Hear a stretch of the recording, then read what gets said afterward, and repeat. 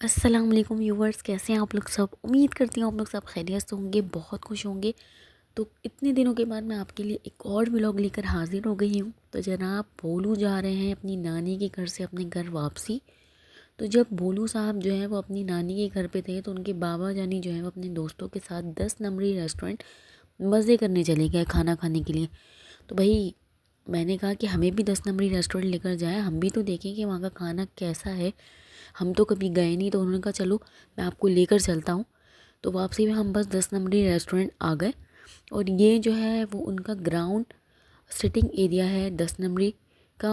वहाँ के अगर स्टाफ़ की बात की जाए तो स्टाफ़ बहुत बहुत अच्छा था। उन्होंने सबसे पहले तो हमें जगह बताई कि आप जाके वहाँ पर बैठ जाएं। हम बिल्कुल एंटर होते ही हमें जो जगह समझ आई हम वहाँ पर बैठ गए।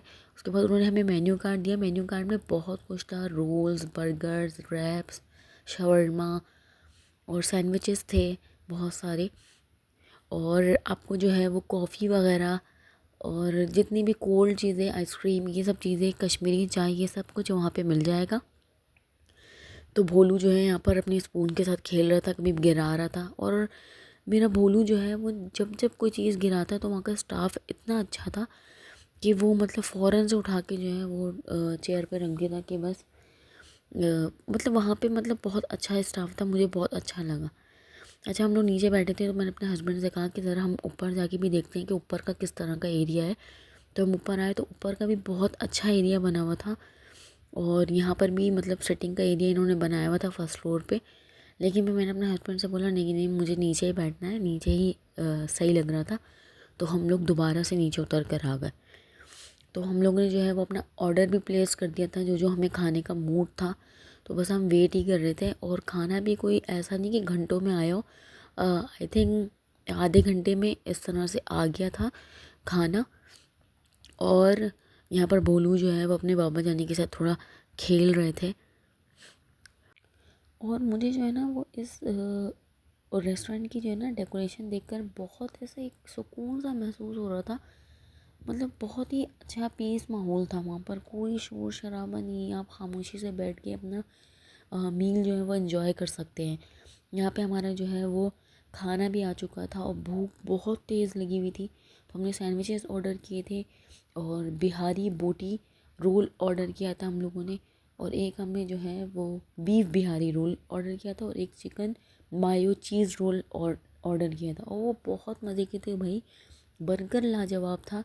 और यहाँ पर भोलू साहब जो हैं वो अपनी फ़्राइज़ जो है वो इंजॉय कर रहे हैं और इंतज़ार कर रहे हैं कि मेरे बाबा भी मुझे फ़्राइज़ देंगे तो मैं खाऊं। क्योंकि मेरे भोलू को भी जो है वो फ़्राइज़ बहुत बहुत बहुत पसंद है। तो भोलू बहुत शौक़ से खाता है। तो बस हम भी अपना खाना इंजॉय कर रहे थे। और खाने की अगर बात की जाए तो खाने का टेस्ट इतना लाजवाब था, इतना लाजवाब था कि मतलब मेरी तरफ से तो भाई 10 आउट ऑफ 10 है खाने के लिए। और उसके बाद जो है हम लोगों ने यहाँ पर कश्मीरी चाय भी ऑर्डर कर दी थी। क्योंकि सर्दी है और सर्दी में चाय ना पी जाए तो ऐसा हो ही नहीं सकता। तो फिर हम लोगों ने चाय ऑर्डर की, हम वेट कर रहे थे।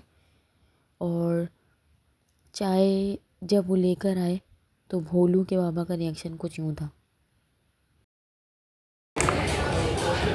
कितना बड़ा है ना।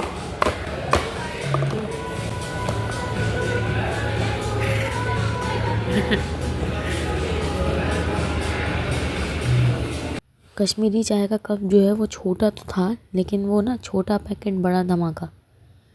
टेस्ट ऐसा लाजवाब था उसका कि मैं आपको क्या बताऊँ। एक तो सर्दी, ऊपर से इतना लाजवाब चाय मिल जाए तो ऐसा लग रहा था जैसे वाकई कश्मीर से आई हुई चाय। मेरे हस्बैंड कह रहे हैं कश्मीर से आई है चाय, कश्मीर से आई है।